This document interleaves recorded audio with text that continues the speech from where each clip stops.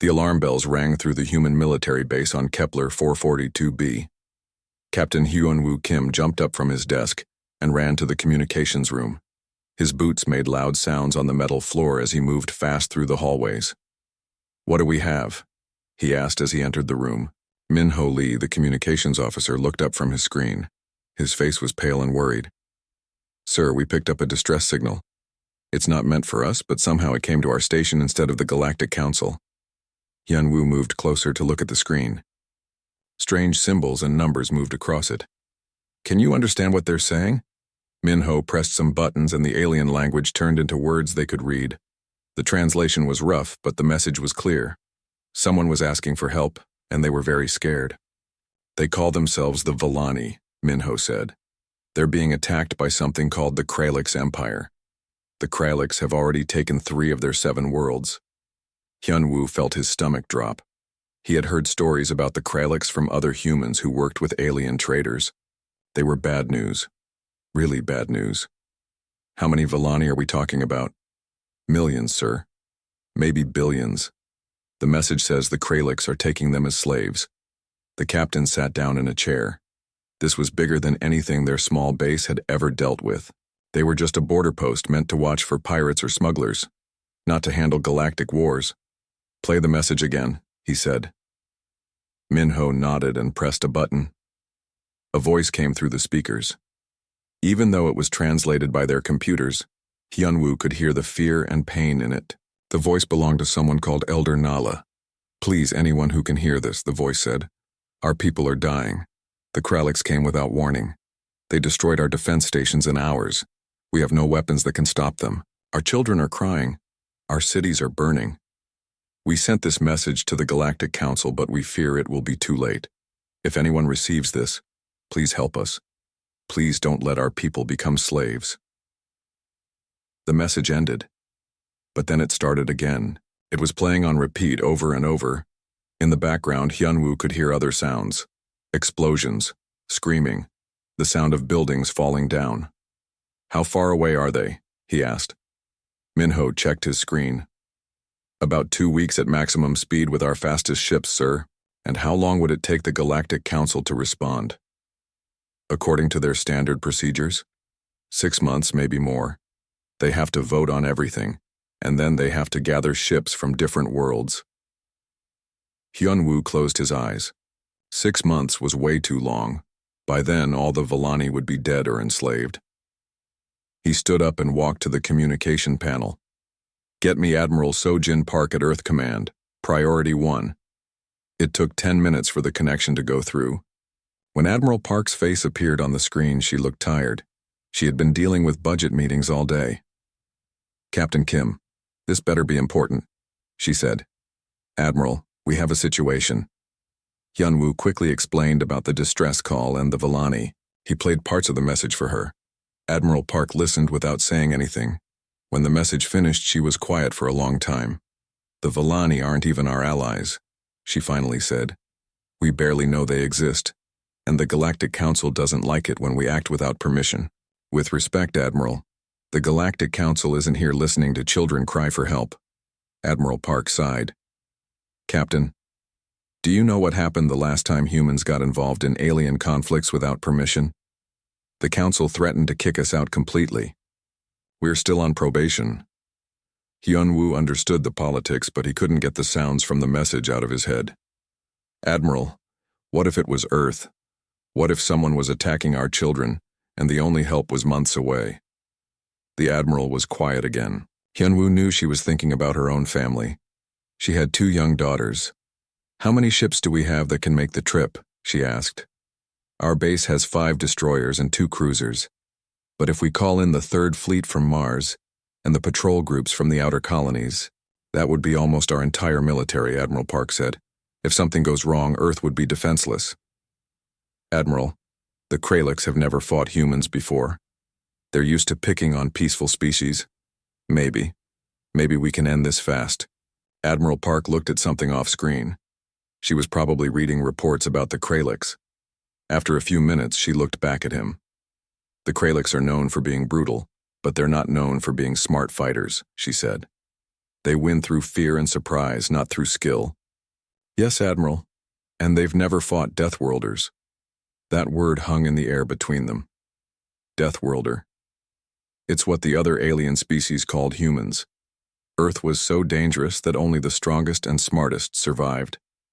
This made humans different from most aliens who came from safer, easier worlds. All right, Captain, Admiral Park said. I'm going to do something that might get me fired. Gather every ship and every soldier we can. We're going to save the Volani. Thank you, Admiral. Don't thank me yet. We might be starting a war we can't finish. And if the Galactic Council gets angry, we'll all be in trouble. After the call ended, Hyun-woo stood in the communications room for a moment. He looked at Min-ho, who had been listening to everything.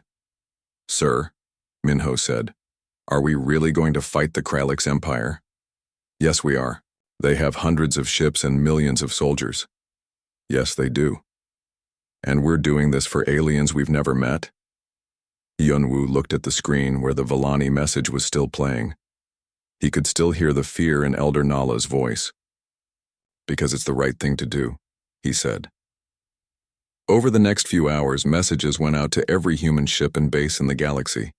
The response was faster than anyone expected. Captains and admirals volunteered their ships. Soldiers requested transfer to the mission. Within one day, the largest human fleet in history was gathering at the jump point to Volani space. Admiral Park arrived on her flagship, the Soul's Pride. It was a massive ship, built for war but hoping for peace. When she saw how many humans had volunteered to help the Volani, she smiled for the first time in days.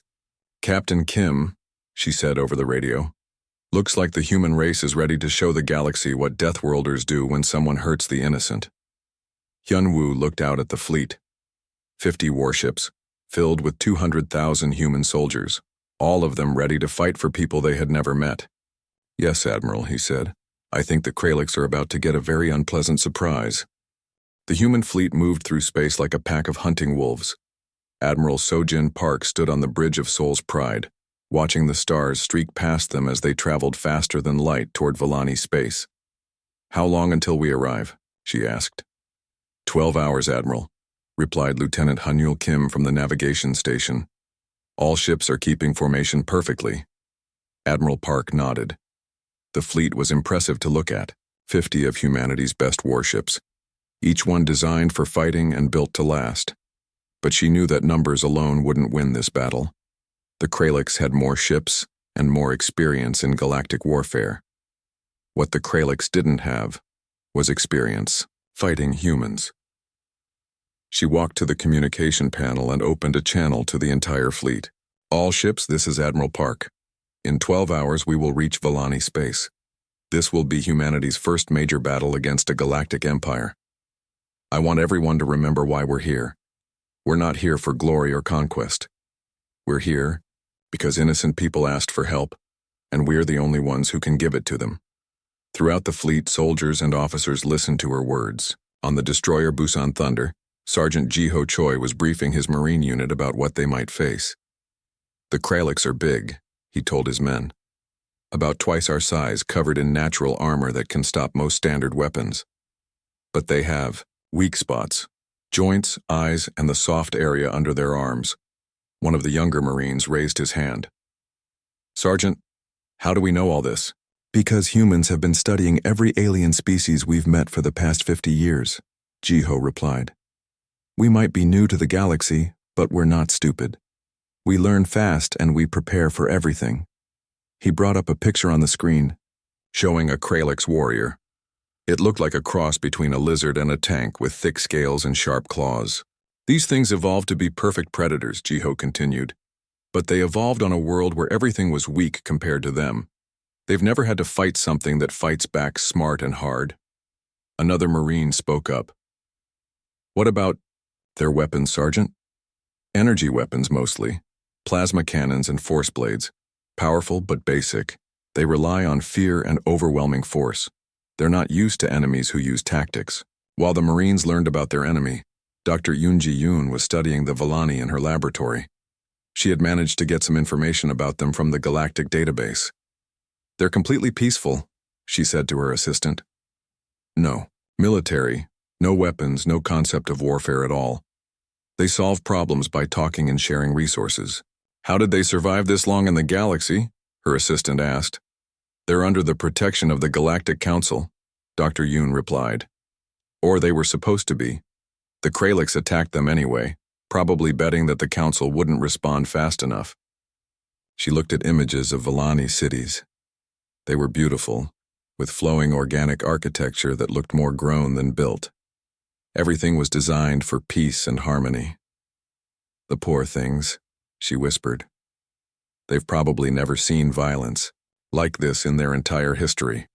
On another ship, Captain Dong Hyun-Yu was preparing his fighter squadron. He had 20 of humanity's newest space fighters, each one faster and more maneuverable than anything the Kralix had. Remember, he told his pilots, we're not just trying to win. We're trying to win fast. Every minute this battle lasts is another minute the Vellani suffer. His pilots nodded. They had all volunteered for this mission, leaving behind families and comfortable assignments to help aliens they had never met. What's our primary target? Asked one pilot. Kralix command ships, Dong-hyun replied. Cut off the head and the body dies. These guys are used to bullying weak opponents.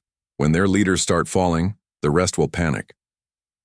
Meanwhile, Colonel Yujinko was planning the ground assault with her officers. She commanded 10,000 of humanity's best soldiers, all trained for fighting on alien worlds.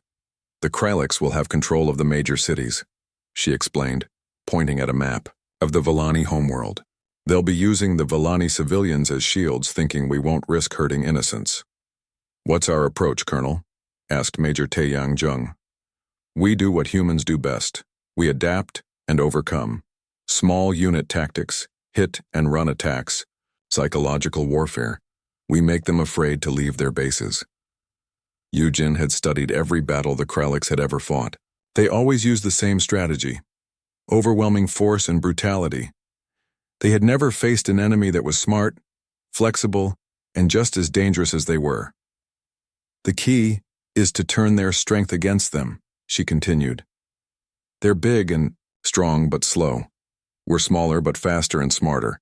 We use their size against them in close combat situations. As the fleet moved closer to Vellani space, Admiral Park received an update from intelligence. The Kralix had 50 ships in the system, with their main force attacking the fourth planet where most of the Vellani lived. They're not expecting us, reported Commander Hai Wan-shin from the intelligence station. Our approach vector puts us behind their main fleet. We can hit them before they know we're there. Admiral Park smiled grimly. The element of surprise was exactly what they needed. She opened communications with Captain Hyun-woo Kim, who was leading the Special Operations team. Captain, are your people ready? Ready as we'll ever be, Admiral. We've got infiltration teams prepared to take out their command centers while the main fleet engages. Good. Remember, the goal is to end this fast and save as many Vellani as possible. Understood, Admiral. Throughout the fleet, final preparations were being made. Weapons were checked and rechecked. Soldiers wrote letters to their families, just in case. Pilots ran through their attack plans one more time. Dr. Yoon prepared medical stations for treating wounded Vellani. She had studied their physiology and developed treatment protocols for injuries they might have suffered. Lieutenant Hanul Kim calculated firing solutions for the orbital bombardment, targeting Kralix positions while avoiding civilian areas. Sergeant Jiho Choi checked his squad's equipment personally. Every rifle, every piece of armor, every communication device had to work perfectly. As they prepared to drop out of faster-than-light travel, Admiral Park thought about what they were about to do. Humanity was still considered a junior species by the Galactic Council. They were barely tolerated by the older civilizations who saw them as violent and unpredictable. But sometimes, she thought, being violent and unpredictable was exactly what the situation called for. All ships prepare to drop to normal space, she announced. Remember, we're not just representing humanity today. We're representing the idea that good people don't have to suffer while evil people do whatever they want. The fleet dropped out of faster-than-light travel at the edge of the Vellani system. Immediately, their sensors picked up the Kralix ships near the fourth planet. Smoke was rising from the planet's surface where cities were burning. My God, whispered someone on the bridge. Admiral Park's jaw tightened. The Kralliks were bombarding civilian targets, destroying everything that made Volani civilization beautiful. All ships, she said, her voice cold as space. This is Admiral Park. You are looking at what happens when evil thinks no one will stop them. Today we prove them wrong. All ships, attack formation. Show these monsters what happens when they mess with the innocent. The human fleet accelerated toward the Kralliks, weapons charging and fighters launching. Behind them, they left the safety of space. Ahead of them waited the largest battle humanity had ever fought. But they were no longer just humans flying to war. They were Deathworlders coming to the rescue, and they were very, very angry. The first shots of the battle came from Captain Dong Hyun Yu's fighter squadron. 20 human fighters screamed out of nowhere, hitting the Kralliks' rearguard before they even knew what was happening. Target their engine sections, Dong Hyun commanded over the radio. Disable, don't destroy. We want prisoners who can tell us about their fleet movements. The Krallik ships were huge compared to the human fighters, but they were also slow and clumsy. The human pilots danced around them like wasps attacking elephants, hitting weak spots and disappearing before the Kralliks could respond. On the bridge of Seoul's Pride, Admiral Park watched the tactical display as red dots representing Kralliks. Ships started blinking and going dark. Enemy fleet is turning to engage us, reported Commander Hai Won-shin. They're abandoning their bombardment of the planet. Good, Admiral Park said. That's exactly what we wanted. Han-Newell, begin orbital bombardment of their ground positions. Target only military installations. Yes, Admiral. The main fleet engagement began 30 seconds later. The Kralliks had never seen anything like human battle tactics. Their ships were designed for straightforward combat, trading shots until one side was destroyed. But the human ships moved in complex patterns, using speed and coordination to avoid damage while focusing fire on specific targets. Krallik's command ship identified called out the sensor operator. It's the big one in the center of their formation. Admiral Park studied the tactical display. The Krallik's command ship was massive, probably 10 times the size of Seoul's Pride. It was heavily armed and protected by 6 smaller warships. Signal Captain Kim's Special Operations Team, she ordered. Tell them to begin infiltration while we keep the command ship busy. Far below on the planet's surface, Colonel Eugene Ko's ground forces were already in action. They had dropped from orbit in small stealth pods, landing behind Krallik's lines while the space battle raged overhead. Target acquired, whispered Sergeant Ji-ho Choi into his radio. He was looking at a Krallik's command post through his rifle scope. 3 Krallik soldiers were standing guard outside a building where they were holding Volani prisoners. The Kralliks were even bigger than the intelligence, reports had suggested. They stood nearly 3 meters tall, covered in thick scales that looked like natural armor. Their weapons were crude but powerful, designed to terrify enemies into submission. Take the shot, Colonel Ko ordered. Ji-ho squeezed the trigger. His armor-piercing round hit the first Krallik's guard in the joint between its arm and shoulder, exactly where Dr. Yoon had said they were vulnerable. The creature dropped instantly. The other 2 guards spun around looking for the threat, but Ji-ho was already moving to a new position. His squad mates took them down with precise shots to their weak spots. Building secured, Ji-ho reported, moving to extract civilians. Inside the building, he found 30 Volani huddled together in terror. They were smaller than humans with soft features and large, gentle eyes. They looked like they had never seen violence in their entire lives. It's okay, Ji-ho said softly, removing his helmet so they could see his face. We're here to help you. We're humans. One of the Volani, an elderly female, stepped forward. You came, she whispered. We thought no one would hear our call for help. We heard you, Ji-ho replied, and we're going to get you out of here. Meanwhile, Captain Hyunwoo Kim and his infiltration team had successfully boarded the Krallik's command ship. They moved through the corridors like ghosts, using stealth technology and superior training to avoid detection. This ship is huge, whispered one of his team members. How do we find the command center? Follow the power conduits, Hyunwoo replied. The command center will be at the heart of the ship, where all the power lines converge. They encountered their first Kralix patrol after 10 minutes of careful movement. 3 Kralix soldiers were walking down a corridor, speaking in their harsh, growling language. Hyunwoo signaled his team to wait. When the patrol passed their hiding spot, the humans struck. It was over in seconds. The Kralix, for all their size and armor, had never fought enemies who used stealth and speed instead of brute force. "Command center located," reported one of Hyunwoo's specialists. 2 levels up, heavily guarded. "How heavily?" Hyunwoo asked. 20 guards, energy barriers, automated defense systems." Hyunwoo smiled grimly. "Sounds like a challenge." Back in space, the main battle was turning in humanity's favor. The Kralix ships were powerful but predictable. They fought like bullies, expecting their enemies to be afraid and make mistakes. But humans weren't afraid. They were angry. "Enemy command ship is trying to retreat," reported the sensor operator. "Not today," Admiral Park said. "All ships, focus fire on that command vessel. Don't let it escape." The coordinated attack from 50 human ships overwhelmed the Kralix defenses. Energy beams and missile salvos struck the massive ship from all directions. Its shields flickered and failed. At that exact moment, Captain Kim's team reached the command center. They burst through the doors in a coordinated assault, taking the Kralix commanders completely by surprise. The Kralix fleet commander was enormous, even by Kralix standards. He stood nearly 4 meters tall, with decorative scars covering his arms and face. He had probably never lost a battle in his entire life.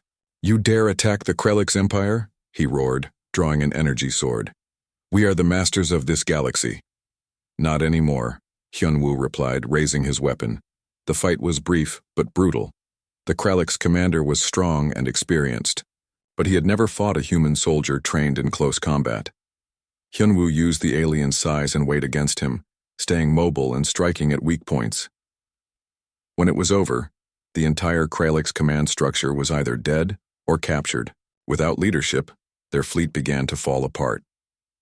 On the planet below, the Kralix ground forces were having an even worse time. They were used to fighting enemies who stood still and traded shots.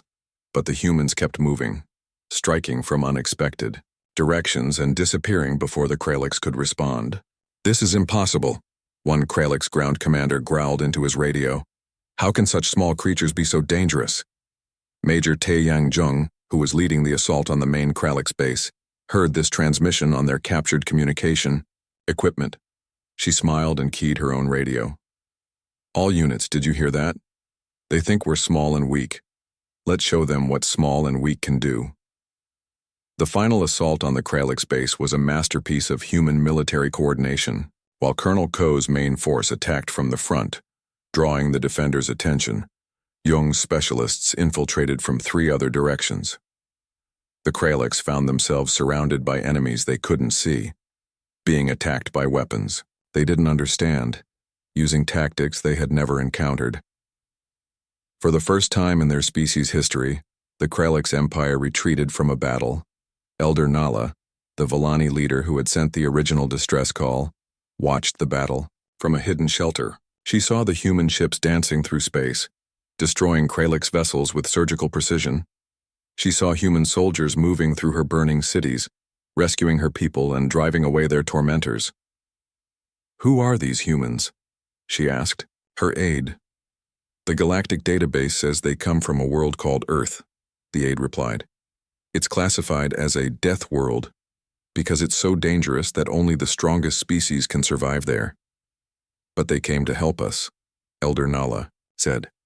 "Why would such dangerous beings risk themselves for strangers?" Her aide had no answer to that question.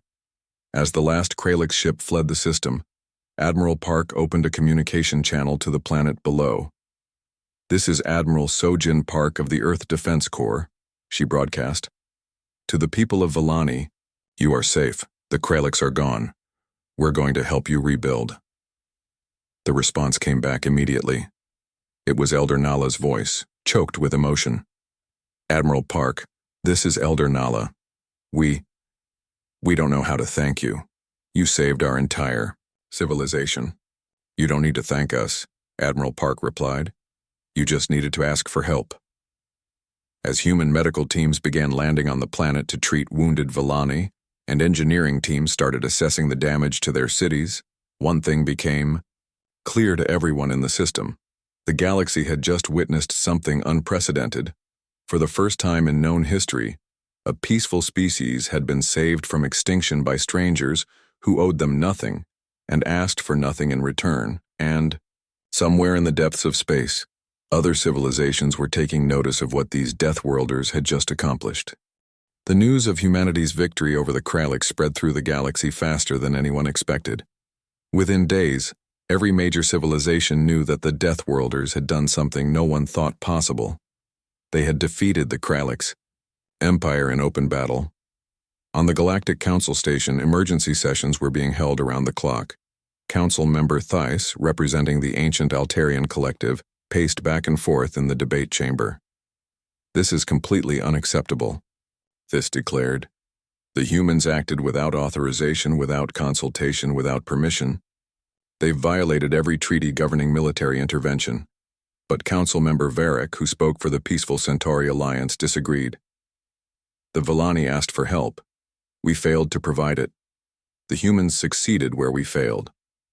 "That's not the point," Theiss snapped. "If every species can act unilaterally, we'll have chaos. Wars breaking out everywhere." Captain Subin Lee, humanity's representative to the council, listened to the argument with growing frustration. She was a diplomat, not a soldier, but she understood what her people had accomplished. "Council members," she said, standing up, "while you're debating procedure, the Villani are alive because humans acted. How many more species will suffer while we argue about paperwork?" Her words hung in the air like a challenge. Meanwhile, on Earth, Admiral Park was dealing with a different kind of problem. Her communication array was overloaded with incoming messages, not from angry council members, but from dozens of other species asking for help. "Admiral," reported her communications officer, "we've received distress calls from the Thanari, the Quellans, the Deep Swimmers, and at least 15 other species. They're all asking for human protection." Admiral Park sat in her office, looking at the flood of requests. Each one represented millions of lives hanging in the balance. "What's the pattern?" she asked. "They're all peaceful species, Admiral. No military, no weapons, all under theoretical council protection, and they're all being threatened by predator empires." Dr. Changmin Kim, Earth's top linguist, had been working around the clock to translate these new communications. He entered the Admiral's office with dark circles under his eyes. "Admiral, I've finished analyzing the distress calls. The situation is worse than we thought." "How much worse?" "The Kralliks weren't acting alone. They're part of something called the Predator Alliance, at least 6 different species that have been conquering and enslaving peaceful worlds for decades." Admiral Park felt a chill run down her spine. "How many worlds are we talking about?" "Hundreds, Admiral. Maybe thousands. The Council's protection has been mostly theoretical. They've been allowing these conquests as long as they happen slowly and quietly. While Earth dealt with these revelations, Captain Hyun-Woo Kim was on Villani Prime, helping coordinate the rebuilding effort. The planet's cities were damaged but not destroyed. More importantly, the Villani people were safe. Elder Nala met with him every day to discuss reconstruction plans. During one of these meetings, she asked him a question that had been troubling her. "Captain Kim, why did you come? Your people owe us nothing. You risked everything to save strangers." Hyun-Woo thought for a moment before answering. "On our world, we have a saying, the only thing necessary for evil to triumph is for good people to do nothing.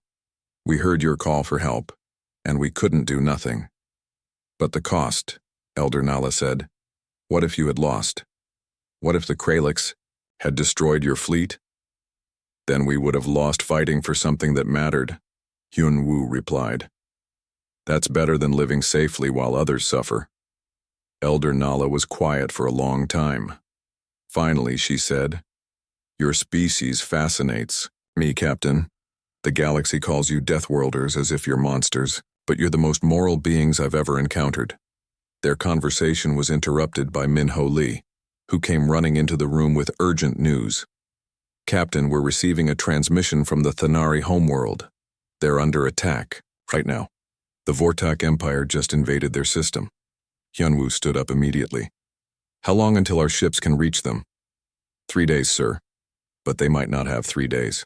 Elder Nala watched the exchange with growing understanding. You're going to help them too, aren't you? If we can, Hyunwoo said. Even though it means leaving us before our rebuilding is complete? Elder Nala, the Vellani are safe now. The Thanari aren't. Where would you want us to go? She smiled sadly. To help the Thanari, of course, but Captain, you can't save everyone. There aren't enough of you. That evening, Admiral Park held a video conference with all her senior commanders. The question on everyone's mind was simple. What do they do next? We have 17 confirmed distress calls, reported Colonel Ko, all from peaceful species being attacked by predator empires. Our fleet can maybe handle 3 or 4 operations simultaneously.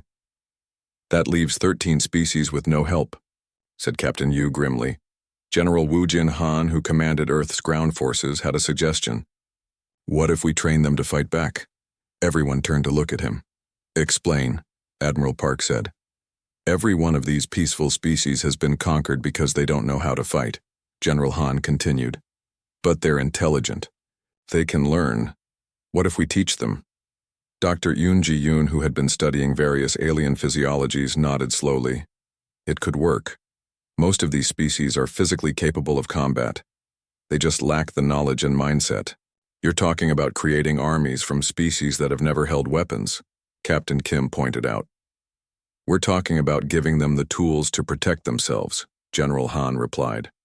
Isn't that better than leaving them helpless? They debated this idea. Something unprecedented was happening across the galaxy. Species that had never communicated before were reaching out to each other, sharing information about the humans and their victory over the Kralix. On the water world of Aquatica, the deep swimmers were having their own emergency councils. Their leader, Flow Singer Kale, had just received confirmation that the humans were real. They defeated the Kralix, Kale announced to the assembled swimmers, in open battle. The Deathworlders actually won. But will they help us? Asked another swimmer. The Krex slavers are only weeks away from our system. There's only one way to find out, Kyle replied. Similar conversations were happening on dozens of worlds. The galaxy's peaceful species were waking up to a new possibility. Maybe they didn't have to be victims anymore. Back on Vellani Prime, something unexpected happened. Elder Nala's young nephew, Keith Ra, approached Captain Kim with a request that shocked everyone. I want to learn to fight, the young Vellani said. Kethra, your people are peaceful, Hyunwoo replied gently. Violence isn't in your nature. Violence wasn't in our future either, until the Kralix came, Kethra said firmly. I watched my friends die because we couldn't protect ourselves.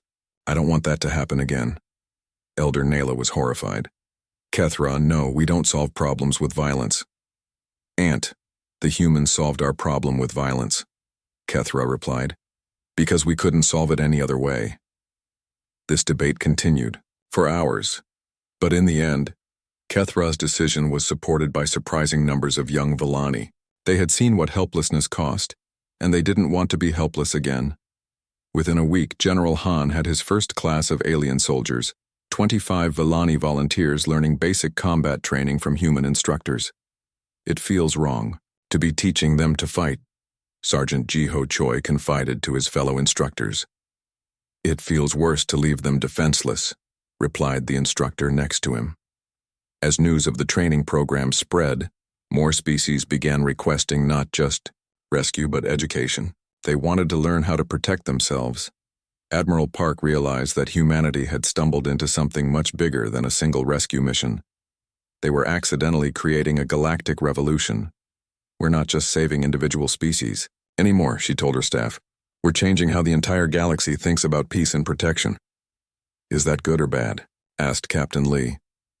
Admiral Park looked out at the stars where somewhere dozens of species waited for help that might or might not come. I guess we'll find out, she said. The galaxy was changing, and humanity was at the center of that change, whether they were ready for it or not. The final battle began at the edge of the Proxima Divide, a region of space where no single species claimed territory. It was here that the Kralix Empire and their allies had gathered the largest military force in galactic history. Admiral Sojin Park stood on the bridge of Sol's Pride, looking at the tactical display that showed the enemy fleet. 2,000 ships stretched across space representing 6 different predator species united under the Kralix banner. "My God," whispered Commander Haiwan Shin. "There are so many of them." "Numbers aren't everything," Admiral Park replied, though she felt the weight of what they were facing. The human fleet had grown to include 200 ships, supported by vessels from dozens of species they had trained and equipped. Behind the human lines, ships from the Villani, Thanari, Quellans, and 30 other species waited for the battle to begin. Many of these species had never fired a weapon in anger before 6 months ago. Now they were ready to fight for their freedom. "Admiral," reported the communications officer, "we're receiving a transmission from the Kralix command ship." "Put it through." The face that appeared on the screen belonged to Warlord Krex, the supreme leader of the Kralix Empire. He was even larger than the commanders they had fought before, with battle scars covering his massive frame. "Human Admiral," Krex growled, "you have interfered with the natural order for the last time. Today, we will crush your pathetic alliance and return the galaxy to its proper state." "And what state is that?" Admiral Park asked calmly. "The strong ruling the weak, as it has always been and always should be." Admiral Park studied the alien warlord for a moment. "Warlord Krex, I think you're about to learn something about strength. It doesn't come from size or aggression. It comes from having something worth fighting for." Krex laughed, a harsh sound that echoed through the communication system. "Your soft philosophy will not save you, human. We are the apex predators of this galaxy. You are prey pretending to be hunters." "We'll see about that," Admiral Park said, and cut the transmission. She opened a channel to the entire Allied fleet. "All ships, this is Admiral Park. 6 months ago we answered a distress call from strangers. Today we stand with friends and allies from across the galaxy. The enemy believes that might makes right, that the strong should prey upon the weak.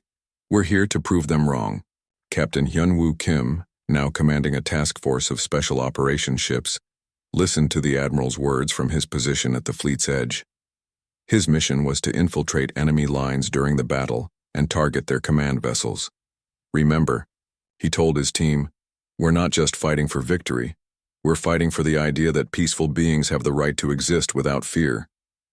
On the Allied ship Villani Hope, Kethra stood at a weapons station, his hands shaking slightly as he prepared for his first real battle. 6 months of training had transformed the peaceful Villani into a competent soldier, but he still felt the weight of what he was about to do.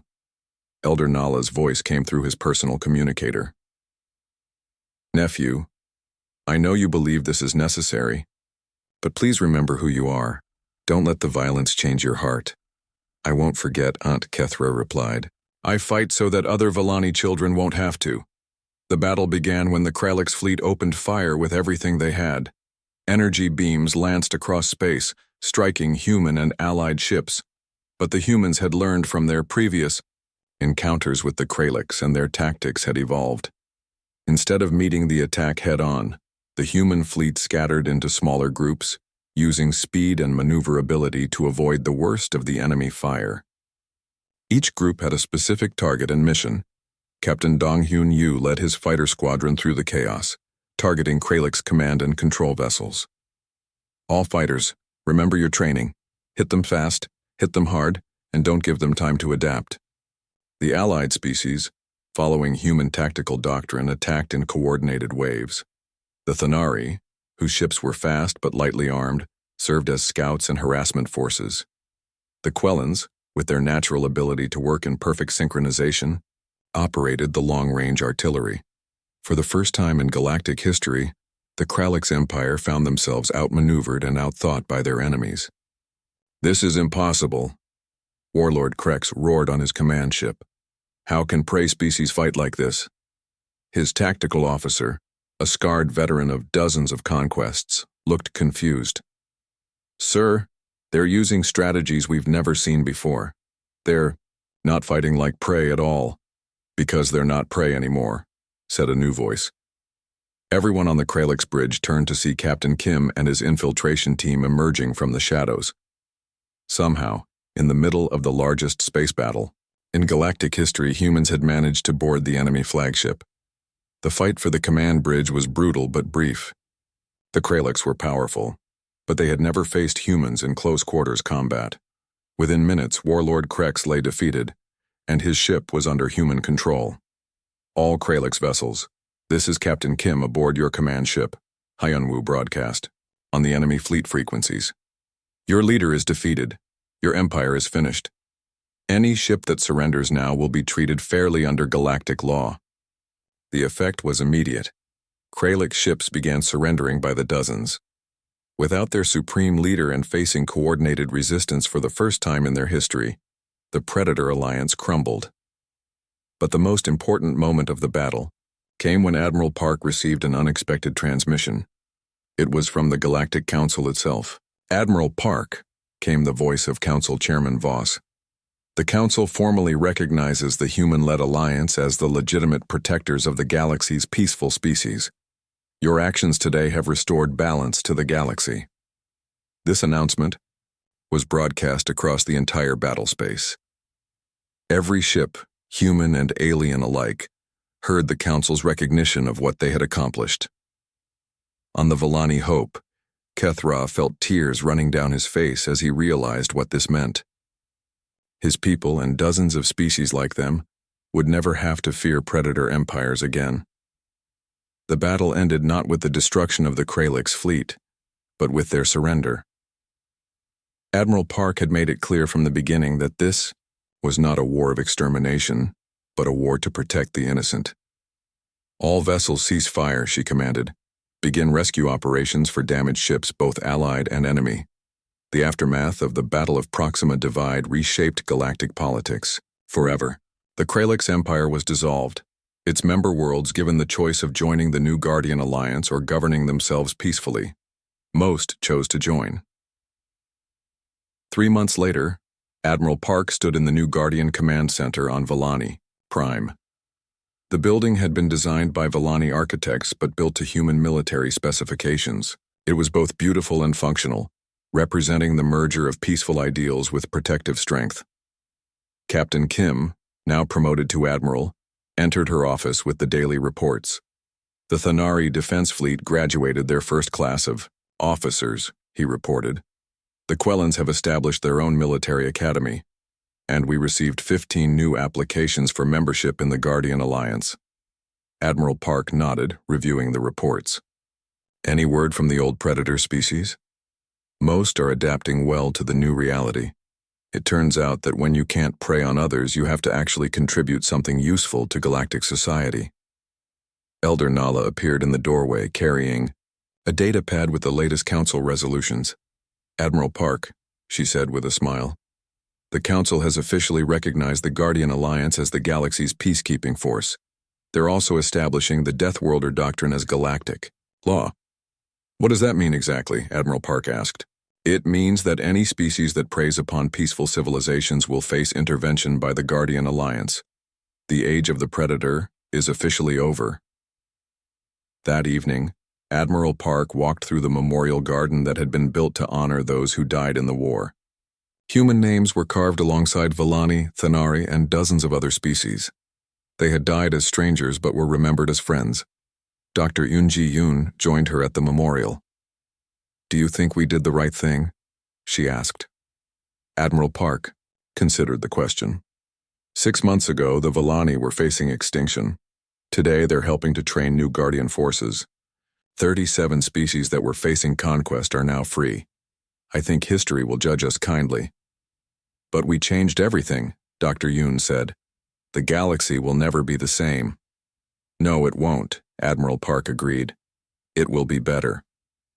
Above them, the stars shone down on a galaxy that had learned a new lesson. Strength didn't come from preying on the weak.